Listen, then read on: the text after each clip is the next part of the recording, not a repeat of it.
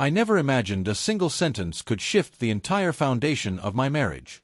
But one night, I looked at my husband and blurted out, "You only see me sexually. It makes me sick." I had no clue those words would open a wound that never truly closed.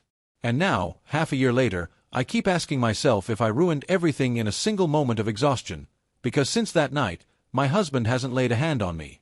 I'm 28, and for the first 3 years of marriage, I thought I'd stumbled into the kind of romance most people only wish for. My husband, Daniel, was endlessly devoted.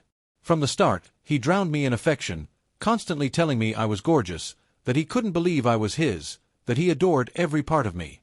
His love was never quiet or restrained. It was loud, persistent, and physical. He was the type who couldn't walk past me in the kitchen without pulling me close. He'd sneak behind me while I cooked just to kiss my shoulder. He'd slap my hip in a playful way when I padded around in pajamas. At first, I soaked it in. I bragged to friends that my husband still acted like we were dating, that he couldn't keep his hands off me. They'd roll their eyes, half amused, half jealous, while I wore his attention like a trophy. But eventually, life caught up. Work turned brutal.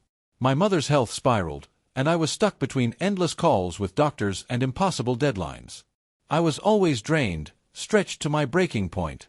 And that's when the very thing I once adored about Daniel started to smother me. Every hug seemed to carry an undertone. Every kiss felt like it came with expectation.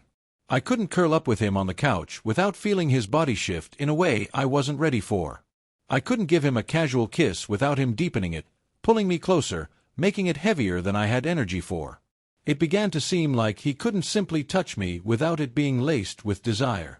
At first, I told myself it was harmless. He never pressured me. He never demanded more than I was willing to give. But the weight of it, his constant fire, his constant hunger, began to build a wall inside me. I just wanted comfort. A safe hug. A kiss that stayed soft. And instead, I felt like I was always an object of longing. The resentment crept in slowly. I pulled back. I stopped initiating touches.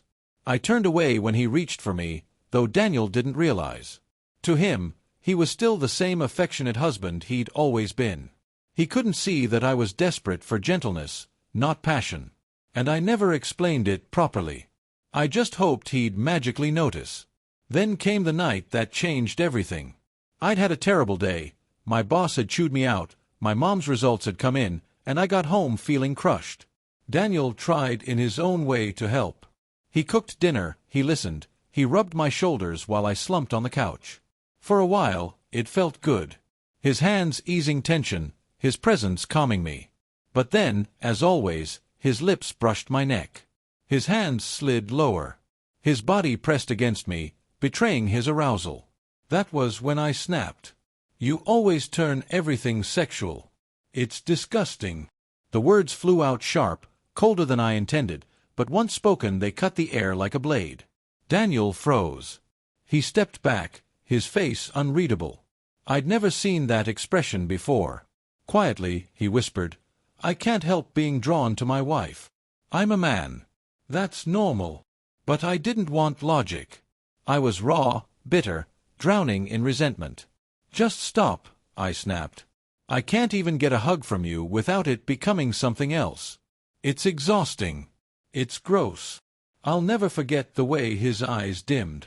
Something inside him shifted, silent, but final. He didn't argue. He didn't defend himself. He only said, "Okay, I get it." And then he went to bed without another word. That was the last night Daniel touched me. At first, I thought he just needed time. That after a few days he'd reach for me again. But days turned into weeks.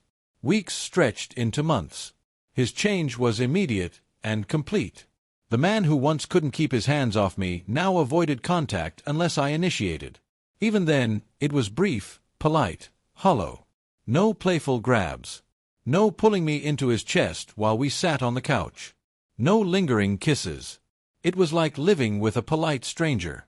At first, I felt relief. Space. Peace. No more pressure. But within a week, the absence screamed louder than anything. I began to crave the very thing I had rejected. I missed his hunger. I missed being desired. I missed knowing he couldn't resist me. When I tried to talk to him, his answer gutted me. You said my touch disgusts you. I don't want to make you uncomfortable again. So I stopped. He wasn't being cruel. He was respecting the words I had flung at him in anger. But it felt like punishment anyway. By month 3, I was desperate. I dressed up, wore the clothes he used to love, tried to flirt, tried to draw him back in, but he stayed distant. He smiled politely. He didn't ignore me, but he didn't want me either. By month 4, we were roommates. By month 5, strangers. He went on a business trip, and for the first time, I didn't miss him. Because there was nothing left to miss. Our calls were short, formal. When he came home, he was colder, like a man who had already detached. And then came the words I'd been dreading.